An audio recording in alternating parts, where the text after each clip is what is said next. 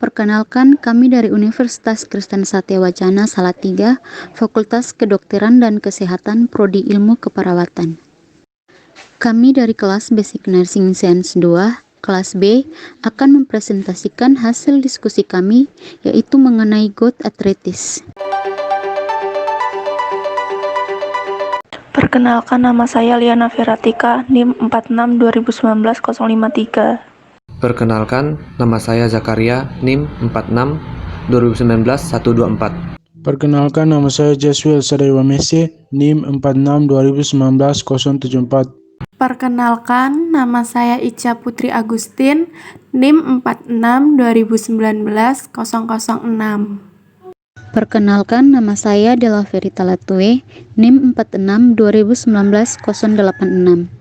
Perkenalkan, nama saya Sefanya Servi Boko, NIM 46-2019-026. Pengertian gout arthritis merupakan sisa metabolisme zat purin yang berasal dari makanan yang kita konsumsi.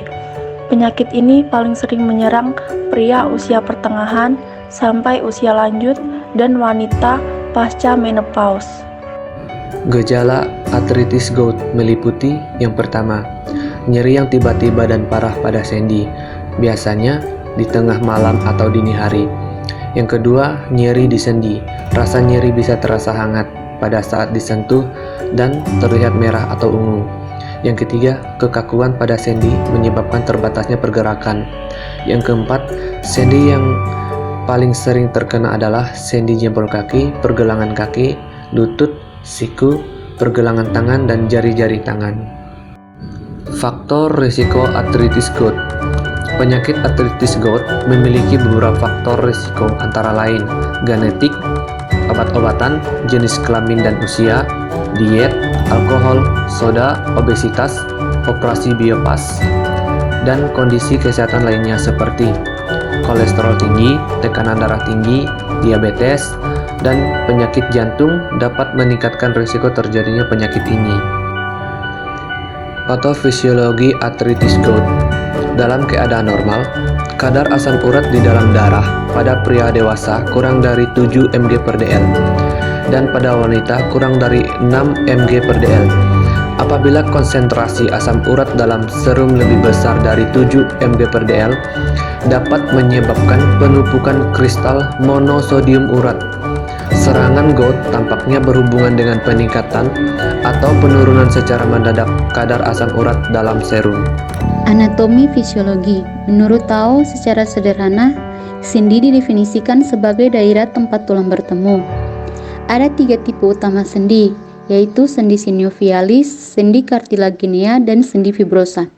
Yang pertama, sendi sinovialis, paling umum pada tubuh, memungkinkan gerak bebas antara dua tulang yang bersendi. Cairan pelumas dikenal sebagai cairan sinovial, yang ditemukan dalam rongga sendi antara kedua tulang. Membuat fasilitas gerak, rongga ini ditutupi oleh 2 struktur, cartilago articularis pada permukaan ujung tulang, dan membran sinovialis yang dalam hubungannya dengan bagian luar kapsula fibrosa, menyusun kapsula articularis. Periosteum, kedua tulang yang bertemu ini, bercampur bersama kapsula articularis tersebut. Periosteum dari kedua tulang ini menyatu bersama dengan kapsula artikul. Nah, seringkali sendi ini diperkuat oleh ligamentum di sekitar, yang terutama penting bila mana mencurigai adanya cedera sendi yang umum. Ada 6 tipe sendi sinovialis, yaitu sebagai berikut. Yang pertama, sendi geser, yang kedua sendi ensel, yang ketiga sendi pelana, yang keempat sendi condylodea, yang kelima sendi bola dan soket, dan yang keenam sendi putar. Yang kedua, sendi cartilaginea. 2 tipe sendi cartilaginea ada pada tubuh di seluruh perkembangan. Sendi cartilaginea primer dengan kas merupakan persendian sementara tulang yang dibangun dari cartilago hialin.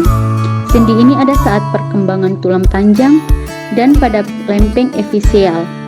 Sendi cartilaginea sekunder dibangun dari fibrocartilago. Sebuah contoh tipe sendi ini adalah discus intervertebralis yang menggabungkan vertebrat bersama dengan memungkinkan untuk pembentasan gerak tulang belakang. Yang ketiga, sendi fibrosa. Tulang yang bersendi dihubungkan oleh ligamentum atau membran fibrosa. Gerak pada sendi ini dapat terbatas atau tidak ada, bergantung pada pembatasan fibrosa yang menghubungkan tulang-tulang. Contohnya meliputi suara tulang tengkorak, symphysis osium pubis, dan sendi yang menghubungkan radius dan ulna. Sekarang kita masuk pada manifestasi klinis. Ada 4 tahap, yaitu tahap pertama, tahap gout arthritis akut, yaitu dimana gejala yang muncul sangat khas, yaitu gejala radang sendi yang sangat akut dan timbul sangat cepat dalam waktu yang singkat. Pasien tidur tanpa ada gejala apapun, dan pada saat kemudian pasien bangun akan terasa sakit yang hebat dan bahkan bisa tidak dapat berjalan dengan baik.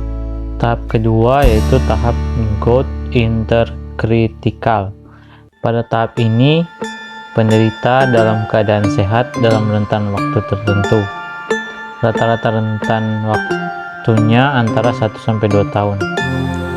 Panjang rentang waktu pada tahap ini menyebabkan seorang lupa bahwa dirinya pernah menderita serangan gout arthritis akut, atau menyangka sekarang serangan pertama kali yang dialami dan tidak ada hubungannya dengan penyakit gout arthritis.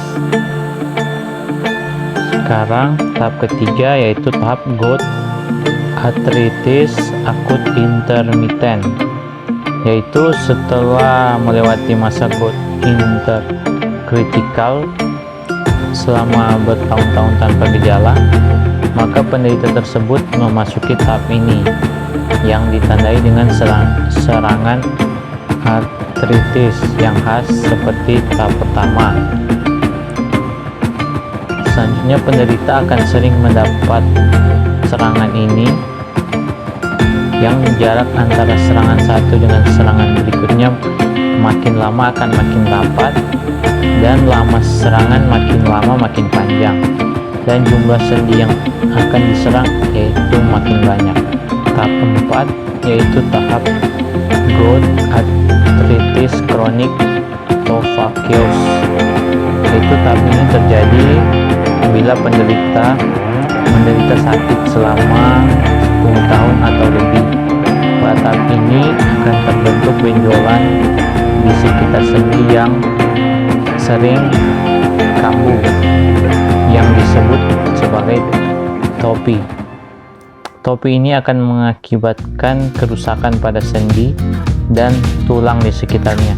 Bila ukuran topi semakin besar dan banyak, akan mengakibatkan penderita ini tidak dapat menggunakan sepatu lagi apabila terjadi di kaki.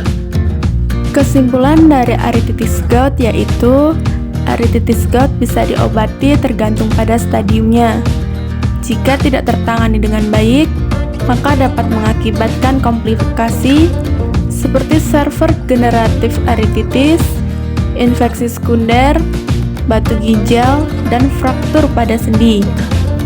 Prognosis arthritis gout baik jika terapi dilakukan lebih dini dan dilakukan dengan cara yang tepat.